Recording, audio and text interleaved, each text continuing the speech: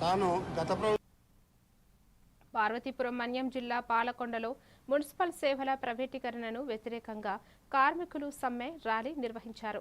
రాష్ట్ర ప్రభుత్వం విడుదల చేసిన 975, 673 జీవోలను రద్దు చేయాలని, అన్ని కార్మికులను పర్మనెంట్ చేయాలని వారు డిమాండ్ చేశారు. సిఐటియు ఆధ్వర్యంలో మున్సిపల్ కార్యాలయం వద్ద నిరసన తెలిపిన అనంతరం పట్టణంలో ర్యాలీ నిర్వహించారు. అనంతరం ఎమ్మెల్యే నిమ్మక జయకృష్ణకు వినతి పత్రం అందజేశారు. ప్రైవేటీకరణ నిర్ణయం ప్రజలకు నష్టం చేస్తుందని, అవసరమైతే ఉద్యమాన్ని తీవ్రతరం చేస్తామని కార్మిక సంఘం నాయకులు హెచ్చరించారు.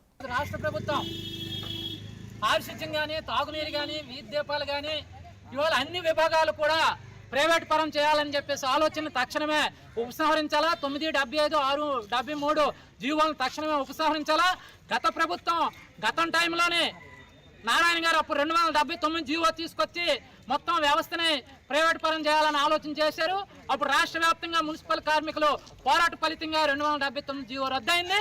ఈరోజు ఇవాళ మున్సిపాలిటీలో ఉన్న సేవలన్నీ కూడా ఇవాళ వీధి దీపాలు కానీ, మంచినీరు కానీ, ఇవాళ శానిటేషన్ కానీ, మున్సిపాలిటీ ఆఫీసులో నిర్వహణ కానీ మొత్తం 14 రకాల పౌర సేవలన్నింటినీ కూడా ఇవాళ కార్పొరేట్ సంస్థలకి, ప్రైవేటు వ్యక్తుల చేతుల్లో ఇవాళ పెట్టడానికి చూస్తుంది.